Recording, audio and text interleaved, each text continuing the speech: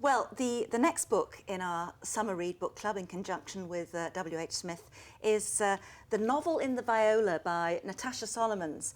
And for this you have to cast yourself back to 1938 and what's more, Vienna in Austria, 1938, where, like many families, many Jewish families at that time, one particular family, the Landau family, is facing up to what on earth they can make of their future as Hitler becomes more and more aggressive, especially, of course, to the Jews. And the daughter of a particularly cultured and musical and intelligent and well-off family, Elise, comes to England, age 19, to flee Vienna. And the only job she can get, as happened to many girls in those days, was as a parlourmaid in a great house in Dorset. And this is Natasha here, and I loved it. I really loved this book, and I love the whole premise of it, which, as you point out, is absolutely true because it happened to a relative of yours. Yes, it did. The funny thing is, I actually only discovered that once I'd written the first draft of the book. Really? Yeah, it was strange. I'd always wanted to write a story about Tyneham, which is the ghost village on the coast, and I was sort of in Dorset. In Dorset, yeah. And I knew it was a great setting, but it was that sort of funny feeling you get that sort of something's missing. You must know what that's like. You know? Yes, so yes, you're fishing around for that yeah. extra something. And I read an article in a sort of tiny magazine called for the Association of Jewish Refugees, which is sort of read by sort of refugees who sort of came across mainly in the 30s. And they ran a series of letters from people, mainly women, saying that the only way they'd escape from particularly Austria and Germany was to come across and become servants. On a visa, they had to get on a visa. To get their exactly. papers, yeah. And after the First World War, there had been a huge domestic service crisis yes. in the UK because, strangely enough, it wasn't a terribly nice job, and most women would prefer to work in a factory where they could have freedom rather than... Which they'd found during the war, of course, because that's what they'd had to do, because the men were all off fighting.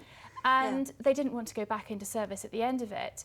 And so the government decided that with all these refugees, they would come across this new scheme where if you were willing to become a domestic servant and you could find a job, then and somebody to sponsor your visa, then you could come across. So it wasn't just British altruism? Absolutely not. No. Purely self-interest. Anyway, go on. And so many of these women often came from very bourgeois, upper-class households. And also, I went round and whilst talking a bit about my first book, I met many of these women, and one of them told me, for instance, that her family was so wealthy in Austria that she'd never even put her own stockings on, that she had a servant to put her stockings on, and then when she got to London, she became a char. Yeah. And another lady that I met in London told me that she arrived in London wearing 3 fur coats because they've tried, it was a way of getting wealth out, yes. So she wore one top the other. And she's by 7 o'clock that evening, she was doing chamber pots. Yeah. And I mean, sort of, it just, that reversal, and the fact that it's true and it's real. Yes. But then my aunt, I was telling this sort of story to a cousin of mine, actually, in Melbourne, and she was saying, but you know that happened to my mother, your great aunt. I said, I didn't know. And I then went and spoke to my mother. My mother knew about it, but this woman, my great aunt Garby, one of her daughters didn't know. And I think that she kept it quite private. It was something that you sort of, she was afraid, she was a mother's help. Yeah. And she preferred that distinction, that still sort of being in service. Yeah. I must say that it's a wonderful book and a really linear story, but the most poignant pages for me were the opening chapters set in Vienna, where you have this lovely family, close family, as Judy says, cultured and intelligent, a very important asset in any society, and yet they're about to be cast to the winds by Nazism. And what came through to me really strongly, but very delicately, the way you write it, was the utter stupidity of Hitler's programme well, it ended in genocide, of this complete exclusion of Jewish families and Jewish culture from the European mainstream. It was mad, completely counterproductive and stupid, and yet it had to be born. And the way that you write about the dignity with which this family just faces up to this terrible reality and tries to cope with it really plucked at my heart. I mean, you say it's part of your family history, and you know that now, but were you moved in the writing of it, as I was in the reading of it? Yes, I think so. I really, my family were from sort of Berlin, and but I mean, sort of Berlin was another sort of great cultured city, and it's sort of incredibly bohemian, affluent in the circles they sort of moved in. And so I had sort of an image of my family's apartments, the beautiful sort of bel etage, and also portraits. So I have, for instance, my parents have now this beautiful portrait of my grandmother, age, I don't know, sort of 11 or 12, in a sort of wonderful sort of dress. And there's sort of a sadness, and you can't help sort of with hindsight looking at sort of this rather melancholy, sort of beautiful young girl. And I always, and that sort of hangs around my parents' house, and I always imagined it sort of hanging in the apartment back in Europe. And so I almost felt that I had all these pieces, and I'd had the image of their apartments and what that must be like. Some of the allusions you make to what they were being put through before some of them managed to get out, and of course many didn't, heartbreaking. And yet you write about them almost with humour, that there's a very grand aunt, I think, in your book, who was forced by the Germans or by the Nazis to scrub dog excrement from the streets using her fur stole. Yes. And she says, when she's talking about this deep humiliation, actually she's more concerned about the fact that she never really liked the stole anyway. It was one that her husband had given her that she never really liked wearing. Yes, so it was in his mother's colours, and he should have known better. That's right. Well, but let's move on from that, because most of the book is then set in England, and it's set in Dorset at this magnificent sounding house, a beautiful old house in Dorset, in the countryside, owned by this rather melancholy man, Mr. Rivers, Daniel Rivers, who has one son, Kit, who comes to visit from university from time to time. And Elise, the name of the girl, she first of all finds it really difficult, not only to be a parlourmaid, she does her best, but also to fit in with the other servants, because she's not like them, as they point out to her. And she's not, and it's a strange, ambivalent relationship, but it becomes very positive, doesn't it? She becomes very happy. I think that at first, sort of, she is sort of cripplingly homesick, and it is that sort of difficult thing that sort of the English class system is so defined, and she doesn't have a place within it.